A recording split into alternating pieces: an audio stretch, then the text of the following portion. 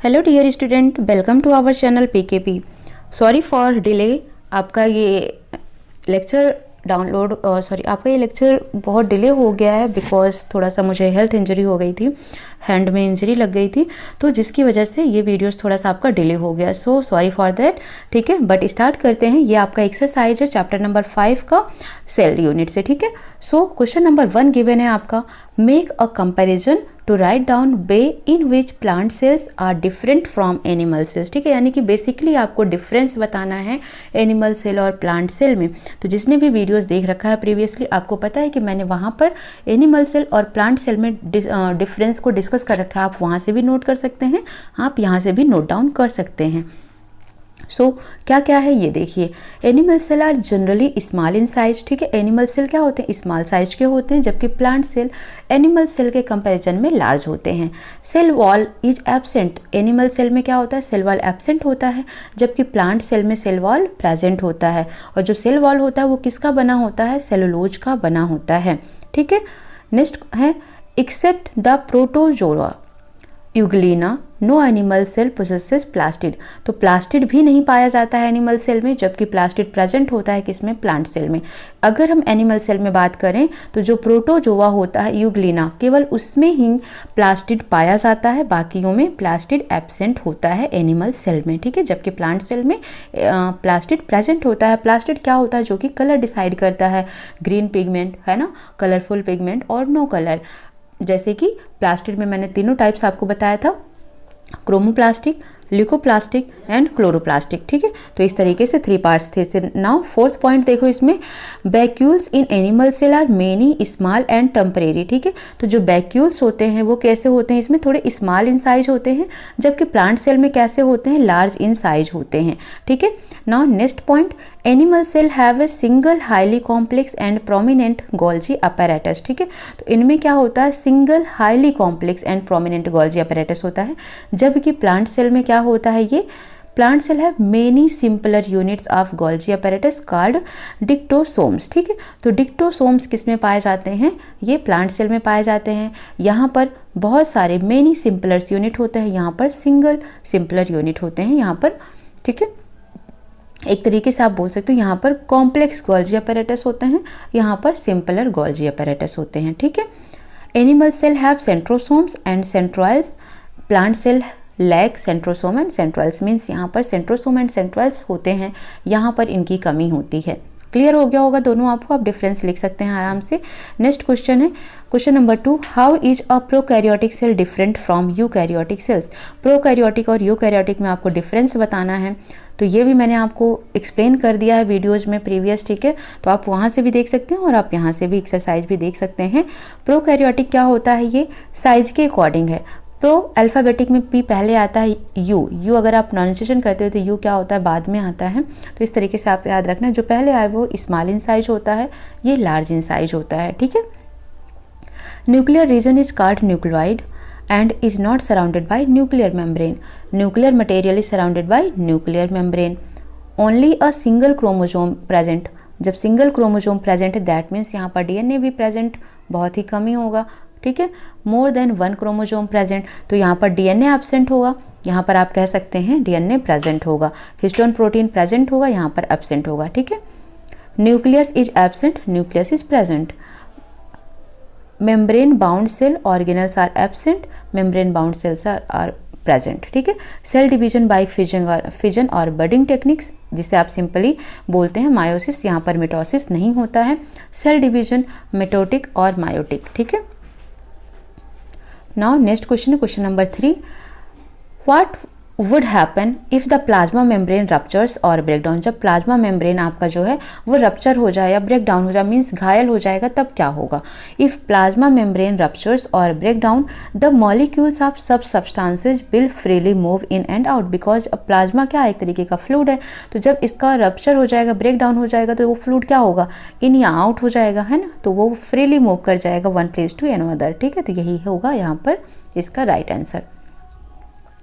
Question number 4 है, what would happen to the life of a cell if there is no Golgi apparatus, जब कोई Golgi apparatus नहीं होता तब क्या होता, ठीक है।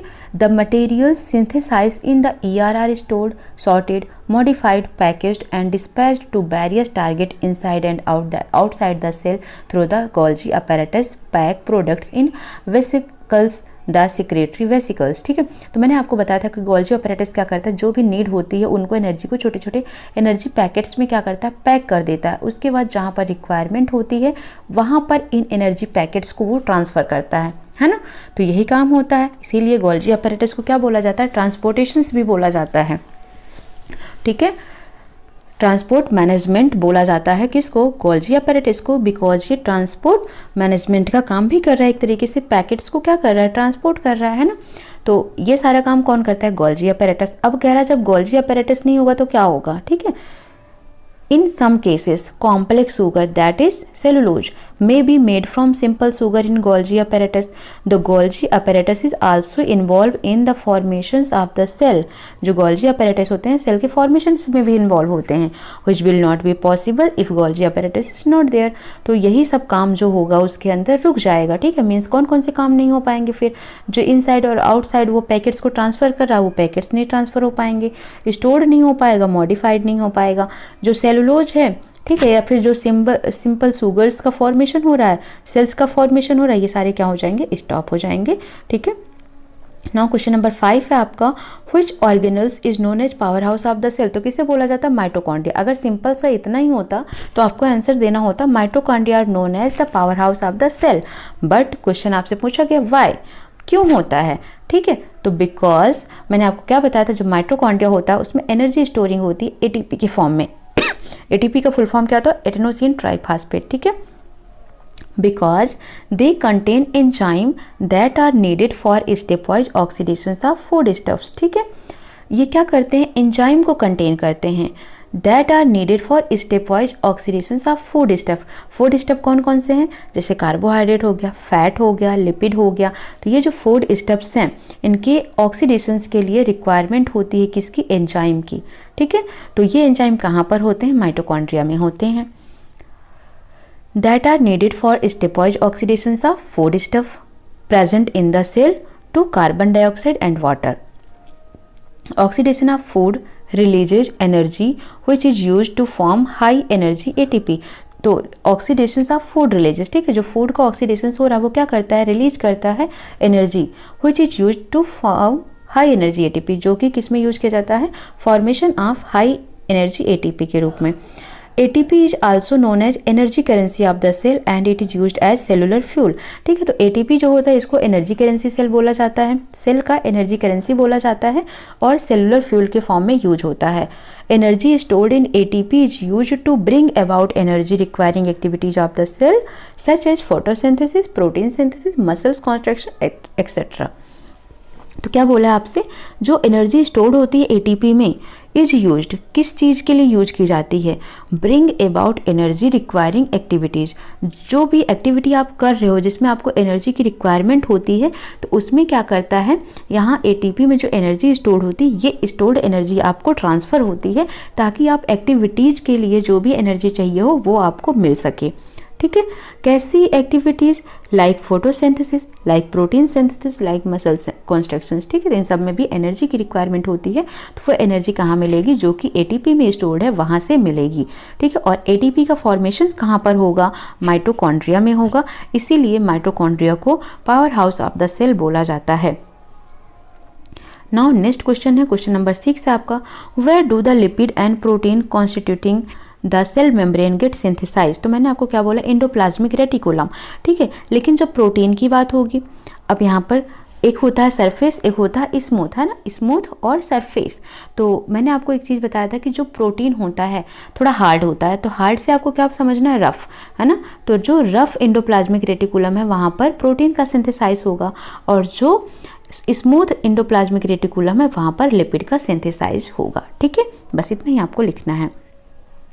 How does amoeba obtain its food. तो अमीबा के पास सूडोपोडिया होता है, फूड वैक्यूल्स होता है जिससे ये फूड को ऑब्टेन करते हैं।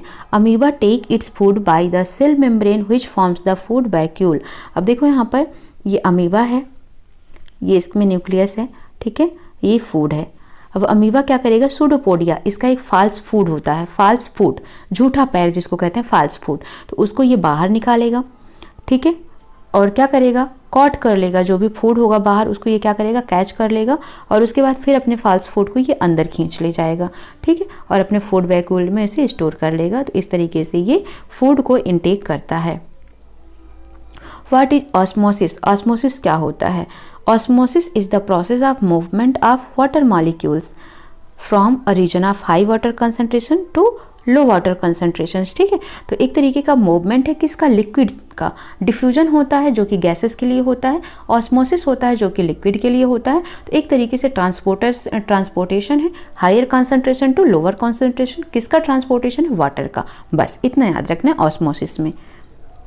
Carry out the following osmosis experiment, एक एक्सपेरिमेंट दिया हो, इसको कैरी आउट करना है। टेक 4 पील्ड पोटैटो हाफ, ठीक है, 4 छीले हुए आलू के टुकड़े लेने, हाफ्स लेने हैं, and scoop each one out to make potato cups. One of these potato cups should be made from a boiled potato, और एक पोटैटो कप बनाना है किससे, बॉइल्ड पोटैटो से। Put each potato cup in a trough containing water, ठीक है, तो इनको कहाँ रखना है, कंटेनिंग वाटर में रखना है। Now keep cup A empty, अब कप ए को खाली करना है। Put 1 teaspoon sugar in cup B, put 1 teaspoon salt in cup C, put 1 teaspoon sugar in boiled potato cup D. Keep these for 2 hours, इन सबको 2-2 घंटे के लिए रखना है, यानी कि ए को एम्प्टी रखना है, बी में शुगर डालकर रखना है, सी में सॉल्ट डालकर रखना है, और डी में क्या करना है, 1 टीस्पून शुगर बॉइल्ड पोटैटो वाले में डाल के रखना है, ठीक है, सॉरी, और इनको 2 घंटे के लिए ऐसे रख देना है। Then observe the 4 potato cups and answer the following. Explain why water gathered in the hollowed portions of B and C, ठीक है।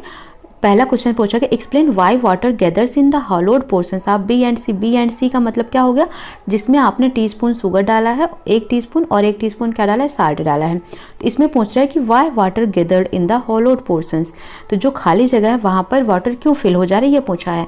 तो आंसर्स आप क्या लिखेंगे, water gathered in B and C because in both situations there is difference in the concentration of water in throw and water in cup potato, ठीक है। जो इन दोनों में डिफरेंसेज हैं कॉन्सेंट्रेशंस में वाटर के, इसकी वजह से वहाँ पर क्या होता है, वाटर फिल हो जाता है। Hence osmosis take place as the potato cell act as a semi permeable membrane. तो यहाँ पर जो पोटैटो हैं वो किसका काम कर रहे हैं, सेमी प्रियम्बल मेम्ब्रेन का काम कर रहे हैं, इसलिए उसमें ऑस्मोसिस प्रोसेस के थ्रू वो क्या कर रहे हैं, हायर कॉन्सेंट्रेशन से लोअर कॉन्सेंट्रेशन की तरफ वाटर गैदर हो रहे हैं बी और सी में, ठीक है। नेक्स्ट क्वेश्चन पूछा था इन्होंने, why is potato a necessary for this experiment. तो पोटैटो ए क्यों नेसेसरी इस एक्सपेरिमेंट के लिए, तो ऑप्शन आंसर है आपका potato E is necessary for this experiment for comparison it act as a control, ठीक है। तो किसी एक चीज़ से आपको जब कंपैरिजन करवाना होगा, कंट्रोलिंग तभी तो हो पाएगी, है ना। तो it acts as a control, किसकी तरह एक्ट कर रहा है, कंट्रोल की तरह एक्ट कर रहा है। तो जस्ट फॉर कंपैरिजन के लिए ही पोटैटो ए को लिया गया है यहाँ पर। नेक्स्ट क्वेश्चन है, explain why water does not gather in the hollowed out portions of A and D. D क्या था, बॉइल्ड पोटैटो था, ठीक है। तो नोट करो, water does not gather in the hollowed out portions of A and D as cup of A does not have change in the concentrations for water to flow, है ना, क्योंकि cup ए क्या था, खाली था, उसमें कुछ नहीं था। तो इसमें चेंज ऑफ वाटर यानी कि वाटर का कॉन्सेंट्रेशन कुछ चेंज ही नहीं हो रहा था, तो इसमें वाटर फ्लो हो ही नहीं सकता था, है ना। For osmosis to occur one of the concentration should be higher than the other. ऑस्मोसिस कब होता है, जब एक का कॉन्सेंट्रेशन दूसरे से ज़्यादा होता है। In cup D the cells are dead and hence the semi permeable membrane does not exist for the flow of water and no osmosis take place, ठीक है। तो क्या होता है, जो इम्पटी कप था वहाँ पर और जो बॉइल्ड पोटैटो था वहाँ पर ऑस्मोसिस का प्रोसेस नहीं हुआ, ठीक है। बाकी जो टी स्पून जिसमें शुगर डाला गया था और जिसमें सॉल्ट यूज किया गया था उसमें क्या हुआ, ऑस्मोसिस का प्रोसेस हुआ, ठीक है। ये आपको दिख रहा है। तो इस तरीके से याद रखना है। आपके एक्सरसाइज में बस ये टोटल 9 क्वेश्चंस थे। इससे बेटर है कि अगर मैंने जो आपका वीडियोज अपलोड किया है इस चैप्टर का, आपको वो पढ़ना बहुत ज़रूरी है, ठीक है। आपको यूनिट 5 का आपके सिर्फ 2 वीडियोज़ में मैंने लेक्चर को ख़त्म किया है। पूरी यूनिट चैप्टर 5 आपका 2 लेक्चर में ख़त्म है, ठीक है। एक में सेल ऑर्गेनल्स डिस्कस किया है और एक में cell wall, plant cell, eukaryotic, prokaryotic, इन सब का डिफरेंस डिस्कस किया है, ठीक है। तो ये दोनों ही आपके लिए इंपॉर्टेंट है, दोनों वीडियोज़। इससे ज़्यादा जो ये आपका एक्सरसाइज है, इससे ज़्यादा इंपॉर्टेंट है वो, ठीक है। तो आप प्लीज़ गो थ्रू करिए किसको, उस वीडियोज़ को, प्रीवियस वीडियोज़ को आप ज़रूर देखें इसके चैप्टर 5 के, ठीक है। और मेक श्योर आप वीडियो को लाइक ज़रूर कर दीजिए, कमेंट करिए कि आपको वीडियो कैसा लग रहा है, कहाँ पर कुछ डाउट्स आ रहा है तो आप उसके लिए भी कमेंट कर सकते हैं। थोड़ा फास्ट डिस्कशन हो रहा है तो भी आप कमेंट करके हमें बता सकते हैं, ताकि हमारा डिस्कशन थोड़ा स्लो चले। और फिर से मैं माफ़ी चाहूँगी कि थोड़ा आपका लेक्चर डिले हो गया, but now I am fine, और आपका लेक्चर अब हमेशा मिलता रहेगा आपको। सो वीडियो को सब्सक्राइब करिए, लाइक करिए, शेयर करिए, ठीक है। सो मिलते हैं नेक्स्ट क्लास में। Keep study, keep watching. Thank you.